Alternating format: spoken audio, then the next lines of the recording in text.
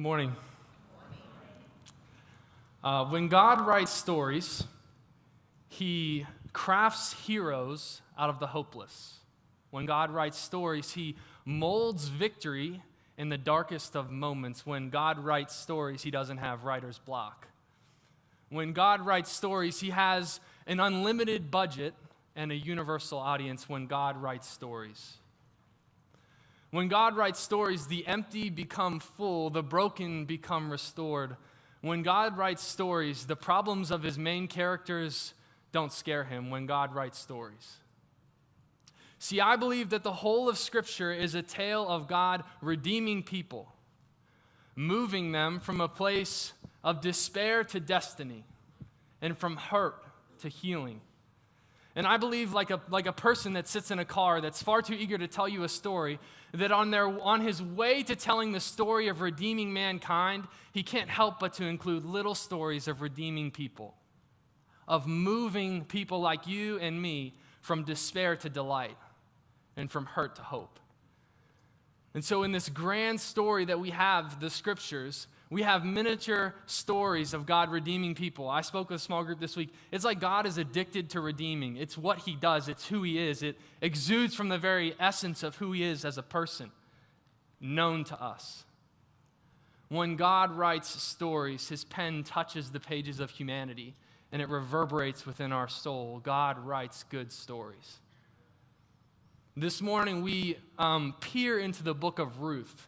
And because we are limited to just under 30 minutes and 4 chapters, we are going to fly through, and as we go, we're going to pick up things that God is intentionally doing in the book. From the very opening verses in the book of Ruth, the darkness of the time is absolutely palpable. It's everywhere. It says, in the time of the judges, famine filled the land. See, Joshua, this leader in the Old Testament, had promised that these people would not be able to live up to the standard of God. And so they had fallen short in a land that was designed to literally flow with milk and honey. It was as abundant as you could think of, is now cracked and dry. The very essence of their blessing had turned into the very symbol of their despair. I wonder if anyone in here can identify with the idea of something that was intended to bring you immense blessing, and because of failure and shortcoming, it has been turned into an area of hardship. And our story opens with a woman named Naomi. Don't be tripped up by the names. Married to a man named Elimelech, sons Mahlon and Chilion. In Hebrew, it means sickly and spent. So it's like if you named your kids incoming death, like that's what it would be, okay? Everyone just take a deep breath. We're all right. We're going to survive. They're literally named sickly and spent. And the famine is so bad that they actually moved to this land called Moab. Okay, everyone's like, oh, yes, Moab. They moved to the land called Moab. It's a rival nation. It's got a really sketchy history, which we'll get into a little bit. But they move away, and that's a symbol of how broken the time has got, that they move to this land, Moab. And while there, her 2 sons, Mahlon and Chilion, they both marry Moabite women. One Orpah and the other Ruth. And our story we kind of talked through last week was this fact that actually no sooner had they married her sons than they died. Her sons died, sickly and spent. Like, who was surprised when they died? Like, it's no surprise when your name is sickly and spent and you kick the bucket. Everyone's like, well, we knew that was coming, okay? So we move, and they've passed away, and even more so, her husband dies. So you do the math. Naomi, married to Elimelech, no more. Mahlon, Chilion, married to Orpah and Ruth, no more, okay? She's in a foreign land, 2 daughters-in-law, completely exposed, foreign, poor, widowed, disenfranchised, whatever you want to say. She's completely out of touch. And we get this phrase. She says, and to make matters worse, she hears, 10 years later, that she hears that food has returned to the land that she left. The closest that we get to this is in Walmart. If you see a line moving fast and you jump over here and you think the line's going to move quick and you're like, oh no, the register's broken, and 5 p.m. the next day, you realize you stood in the wrong line, so you jump back over. That's the idea. She had switched to Moab and realized that the food had returned from whence she just came. I don't know if that's proper English. She had switched to here, and over here the food returned. I wonder if she regretted leaving. And so she says to her 2 daughters-in-law, leave me be. God has obviously cursed me. I'm going to go back to my land. You return to your family. They're not the same ethnicity. They don't cross. She says, return to your people. And they both initially say, no, mommy-in-law, we're going to stay with you. We're going to stay. We're not leaving you. And what we studied last week is that she says, Naomi says to her two daughters-in-law, no, like, really, you should leave me. Like, I'm obviously, like, my sons were made sickly and spent, and they died in the first couple verses. Like, it's not, you don't want to be around me. And Orpah leaves, and she says, okay, I'll return to my people. Not a bad thing. But Ruth makes this exceptional show of loyalty and says, even to Bethlehem, I'll go with you. A radical sign of loyalty to her mother-in-law. Anyone super loyal to their mother-in-law? Just asking. Okay, whatever. Side point. Let's lighten it's a sad story for parts, okay? But not the whole part. We'll get there. And so she decides to stay with her mother-in-law. And they move back to Bethlehem, and this is how our first chapter closes. And we'll go through all 4 chapters, so hang with me. This is how the first chapter closes. She moves back to Bethlehem, which you study the New Testament is kind of important. We'll get into that later too. But she moves back to Bethlehem with her daughter-in-law, and they enter back into the land. And the people, I just imagine like kind of standing there, but we had this conversation. And the people say, can that be Naomi? Has Naomi returned to us? And this is what she says. She says, the very end of the first chapter. She says, don't call me Naomi, call me Mara. Call me bitter.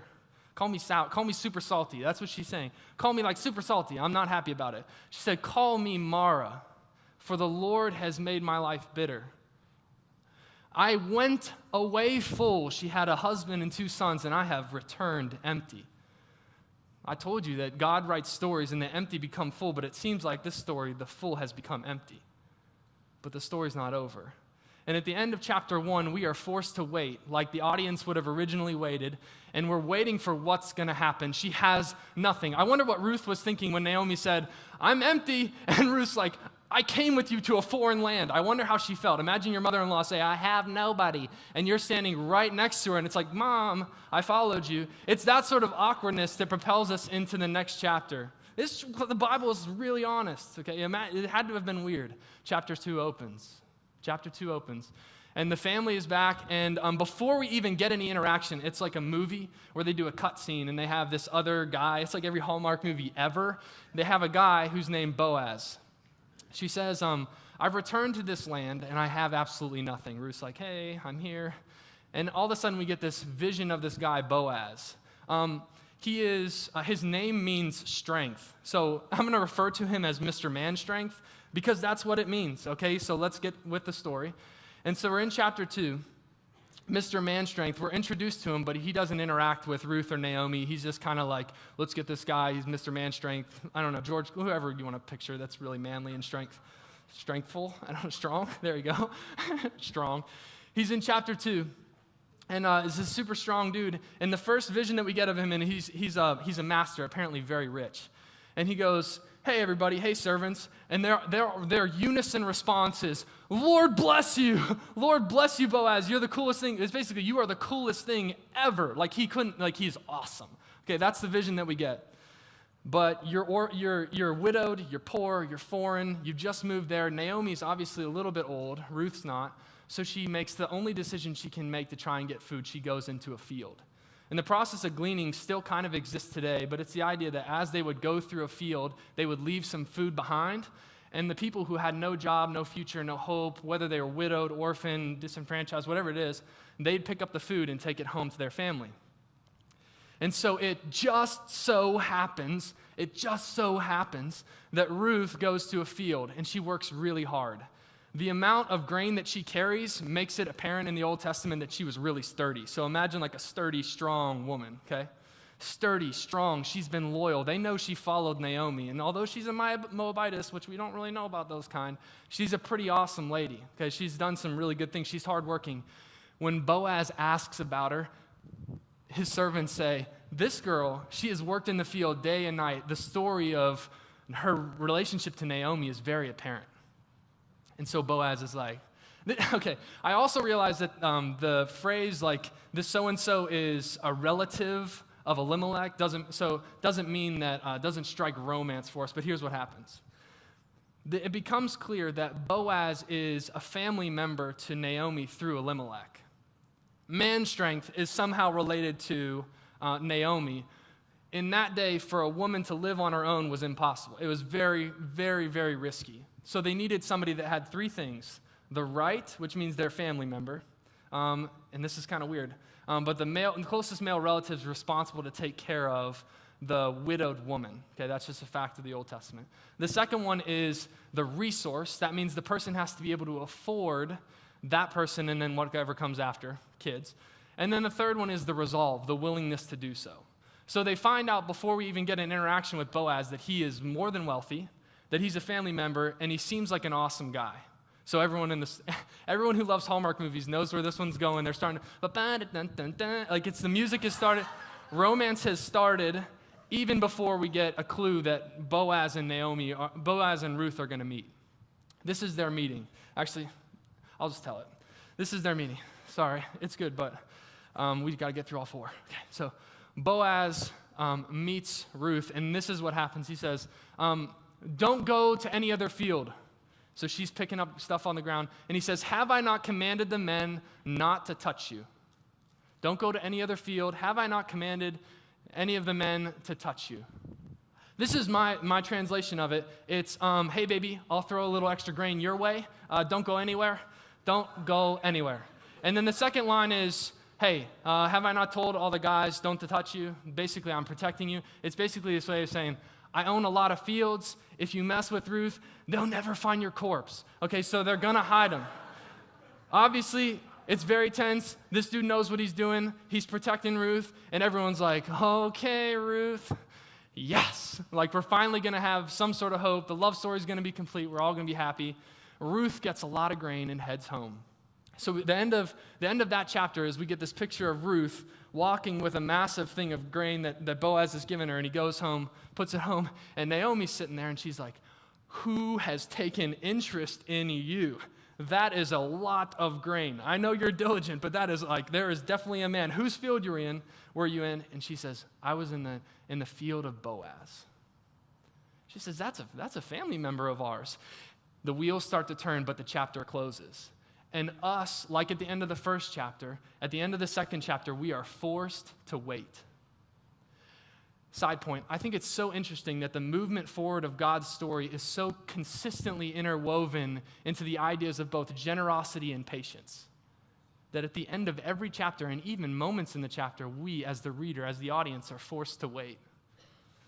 And so we are forced to wait, knowing that Boaz and Naomi, they could have Boaz and Ruth, I keep mixing them up, forgive me, that they could potentially have a thing, and the chapter closes, and chapter 3 starts. I have prayed about this passage for weeks because it is the diciest passage, I think, in the whole, it's like super sketchy, it's super provocative, super kind of inappropriate and awkward. But this is what happens. It's phrased in an innocent enough question by a mother-in-law, which nobody's experienced ever, okay? But here's what happens. The mother-in-law, Naomi, turns to Ruth and says, shouldn't I find a home for you? If you have adult children that live in your house, you identify with the question. It's like, go ahead. Shouldn't I find a home for you? Shouldn't I find security? Shouldn't I find hope? Shouldn't I find something for you? Basically, I want to find you a man. But like, obviously Boaz. She said, shouldn't I find a home for you? And here comes the single, I'm not going to say craziest, but I am, craziest idea in the Old Testament for how to attract a guy. She says, here's what you're going to do. Wash up. This is chapter 3. You're going to wash yourself. Basically, you smell. You're going to put on perfume so you can smell good. And then you're going to make your way towards Boaz. Tonight, he'll be on the threshing floor, which is he's going to be winnowing barley, which is a farming term. Basically, you hit some stuff, it goes up in the air and then floats away. Not really important. But that's what he's going to be doing. So he's going to be whoosh, whoosh, and your goal is to get showered, put on some perfume, and go to him. It's like anti-hide and seek. So she makes, all right, okay. So she makes her way towards Boaz. He says, you're going to get really close to Boaz, and here's the 3 things that everyone in the audience is like, and then no, and then the last one is like gasp, okay? You are going to uncover, which is a sexual term, to be honest. It's really provocative. The second one is his feet or his legs. So that's also a reference, like a kind of a loose reference to some sexual stuff. And the third one is that you are going to lie down. Okay, girls, like this advice never, ever, ever, ever, ever, ever, ever, ever in life. And guys, you will go to prison. So But this is the advice that we get in chapter 3. This is the advice that we get in chapter 3. She tells her daughter-in-law to move and to go really close to Boaz. So our heart is racing in chapter 3, along with Ruth. And I can't imagine how awkward this is. This is what I imagine it looks like. He's like, and her heart is racing, watching her potential future husband, or whatever could come of it, her potential provider and protector. They're in need of family and food. She's watching him as he's working. Naomi says, wait till he has finished winnowing. Yeah, wait till he's finished winnowing, and wait until he's had enough to eat and enough to drink. Again, this is truth. I could put it on the PowerPoint, but just take it. Guys are a lot easier to talk to after they've eaten and drank and maybe got a nap or two. So she's waiting till Boaz is in the position where he's fat, happy, and nappy. And she says, I'm going to walk really close to Boaz. Keep your eyes on him. Don't lose track of him. And you're going to move close enough to get close to him. You're going to uncover his feet, and you're going to lay down. And everyone in the audience is thinking, this cannot turn out well. The history of the Moabite people, we're actually doing pretty well. The history of the Moabite people is this. If you look up the history of like Lot and his daughters, they actually have a kid together. So Lot with his daughters, they have children. It's a messed up story. And one of them is named Moab.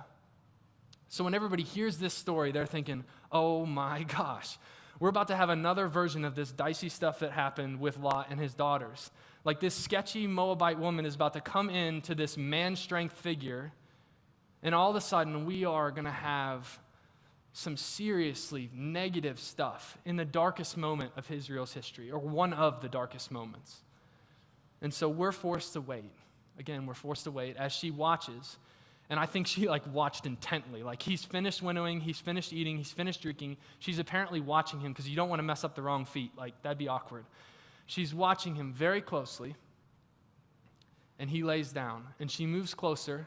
He doesn't wake up. She pulls up the cover and she lies next to him. At some point in the night, maybe a breeze came by, I don't know. He wakes up and I imagine he rolls over. He rolls over and just sees two eyes staring at him. This is the Bible, okay? He sees two eyes staring at him, and this is the question that he asks. He doesn't say, doth the moon beckon sweetly? No, he doesn't say anything like any profound statement of theology or anything. He says, who are you? He says, who are you? I imagine if he was like, who are you? Or if he was like, who are you? Like, whatever it was, he says, who are you? And she says, it's Ruth, your servant. And everybody waits, and this is the moment.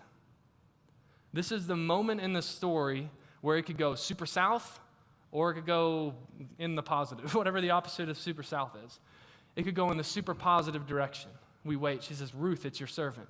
His options are to say, all right, you could probably get out of my bed now, like we're done. Or it could get really inappropriate, which there's no evidence in the text that they actually did anything inappropriate. And actually in chapter 4, it becomes clear that the first time they're intimate is after they've already kind of agreed, but that's later. So they're in chapter 3. We're wondering what he's going to say, and the audience is like, oh no, Boaz, all right, come on, dude. We want this story to end well. We want Ruth to, she's loyal, she's sturdy, she's hardworking, she's diligent. And before Boaz can say a word, she asks him in our terms to marry him, breaking every possible rule, age, gender, ethnicity, everything shattered as this woman, this bold woman, in the sketchiest, most vulnerable positions next to Boaz, asks him to marry her. And everyone's like, they weren't breathing before, they're especially not breathing now because they're waiting, what's he going to say? What's he going to say? And Boaz says, blessed are you, Ruth. And we all lift our hands and we say, yes, the romance story is done. Finally, it's like the hour and 58-minute mark of every Hallmark movie ever. They kiss, and we're like, yeah, could have seen that coming. But once again, we are forced to wait. Patience marks the road to restoration. Patience marks the road to restoration. We are forced to wait. As Boaz says, I would love to redeem you, but there is one guy that is ahead of line. See, it's the nearest male relative, that's the right. He has to have the resource, which means he has to have the money, and he has to have the resolve, which means he's willing to do so. And everyone's like, are you kidding me? Are you kidding me? Everyone's like, after the climax, like, da-da, like Celine Dion or whatever it is. And then immediately after, he's like, there's one that stands between us. Tomorrow I will go to him and see if he wants to redeem you. If he doesn't, then I will take you. And that means I will provide for you. I will be right. I will be the resource. I will be the resolve to care for you. And Naomi. Remember Mara, the one who's been left empty? So the next day, actually chapter 3 closes, and once again, you get the theme, we are forced to wait. Chapter 4 opens, and we see this guy who has no name. So I call him Mr. No Name. And everyone's, if we're at a movie theater, they're throwing popcorn at the screen. They hate Mr. No Name. He's the worst, okay? Mr. No Name, mentioned he is left nameless in the books of history because he lacks generosity. Let that kind of be a challenge to you. If your life lacks generosity, his name is not recorded. So man strength and Mr. No Name encounter each other. And this is kind of how man strength, Boaz, talks to Mr. No Name, Mr. So-and-so, Senor No Name. This is what he says. Naomi, former wife to Elimelech, she's looking to sell some land. Are you interested? And that's kind of the end of it. And you're like, well, what about Ruth, dude? You forgot Ruth, and you forgot, like, you have to care for Naomi, and there's this girl, Ruth, who came with her, super radical. So he says, Naomi's selling some land. Do you want some land? And he says, let me think. Yes. And everyone in the audience is like, Boaz, you are a dummy. Why would you phrase it that way? Mr. No Name's about to get the love of his life, and you are like, everything is backwards. And everyone in the audience is saying, no. This can't be the end of our story.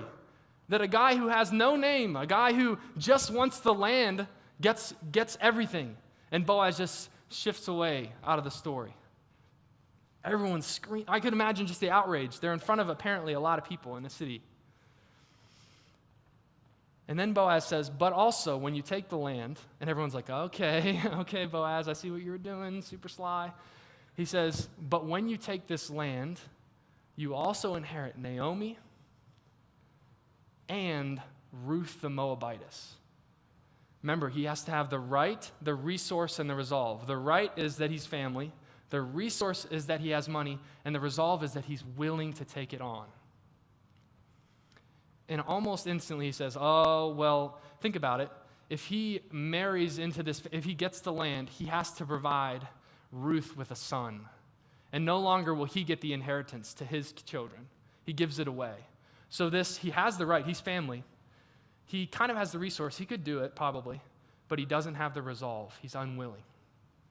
Nameless in history for his lack of generosity.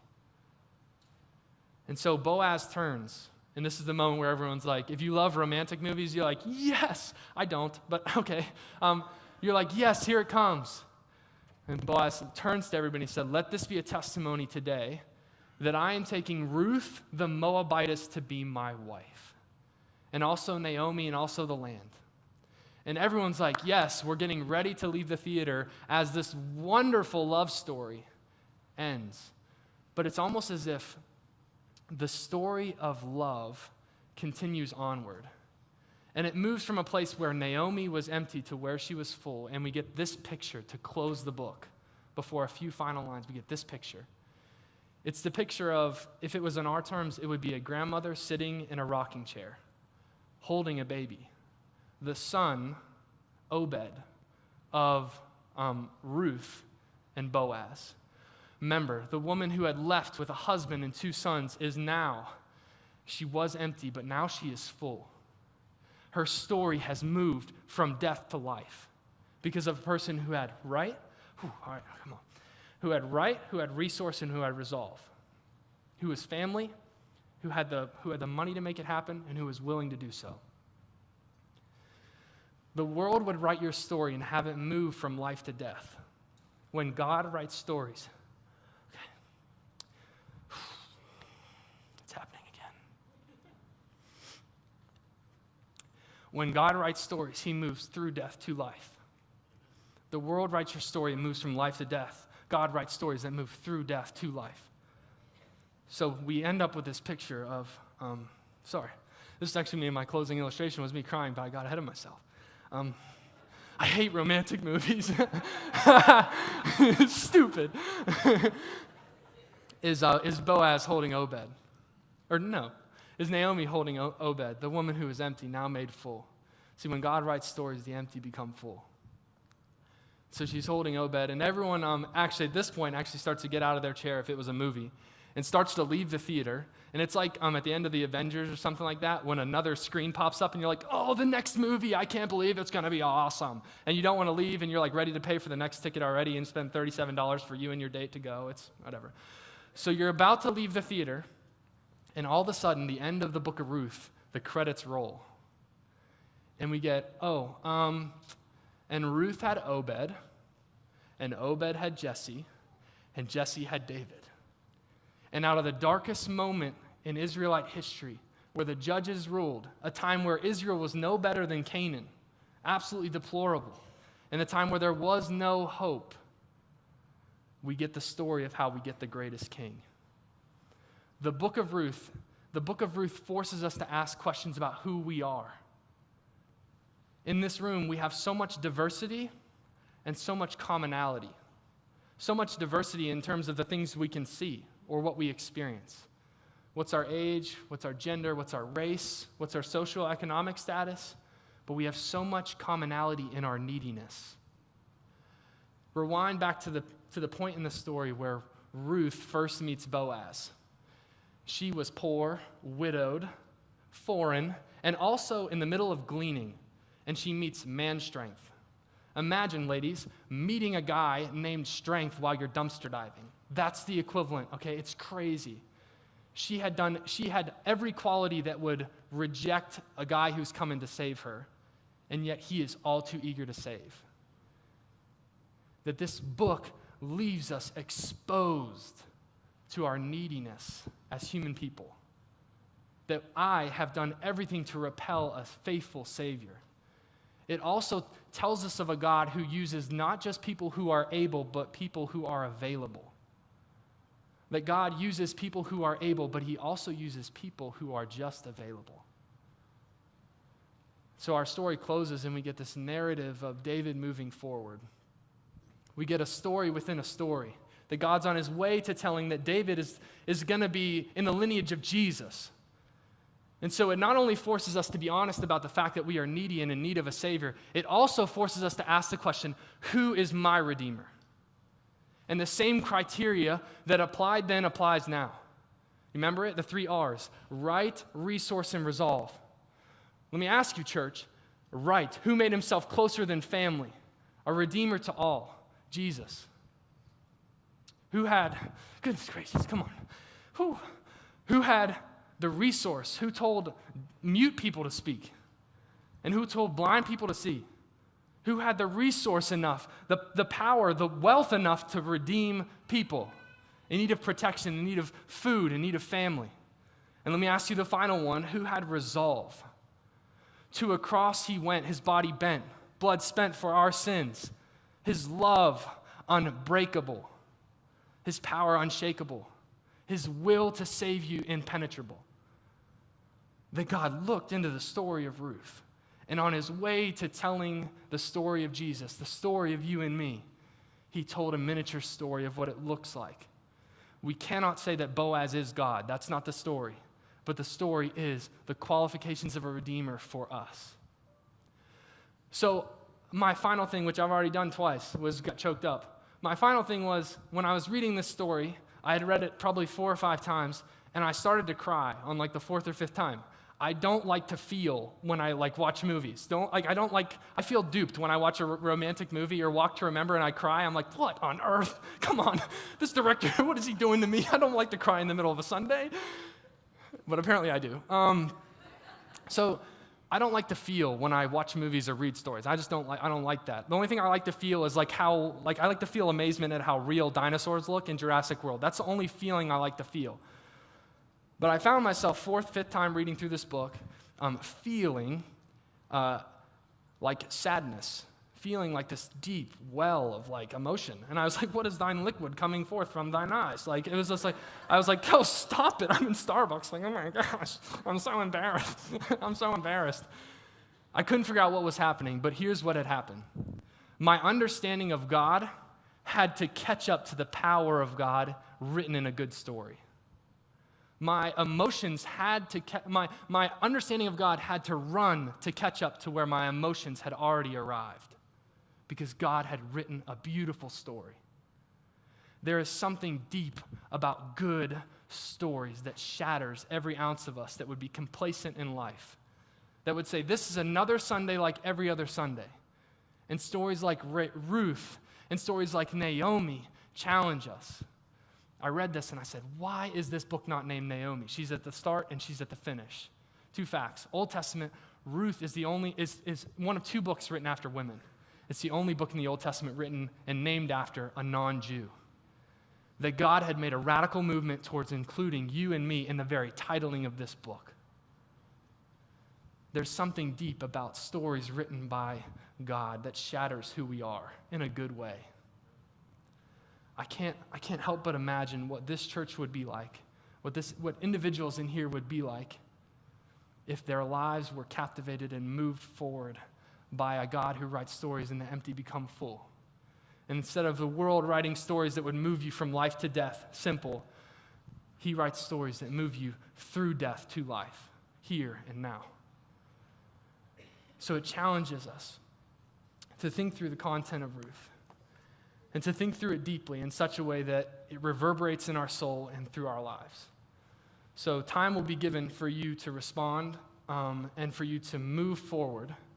But the truth of the qualifications, who has the right, who has the resource, who has the resolve, there is a man who came, made himself closer than a brother, had more power than you could ever imagine, bridled with a purpose, and also had the resolve, the willingness to do what it took to redeem you and me. Provision, protection when God writes stories. Let's pray.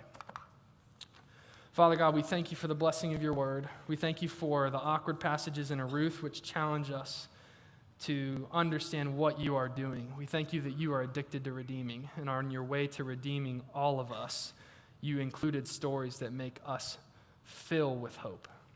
We thank you that you are a God who writes stories, and when you do, the empty become full. The blind can see. You're honest about where we are, and you're not scared of the decisions we make. We thank you so much for the fact that you had the right and you had the resolve and you had the resource. You are a faithful God, and our minds would be well served to remember that every day as you use the unlikely for the sake of your kingdom. Amen.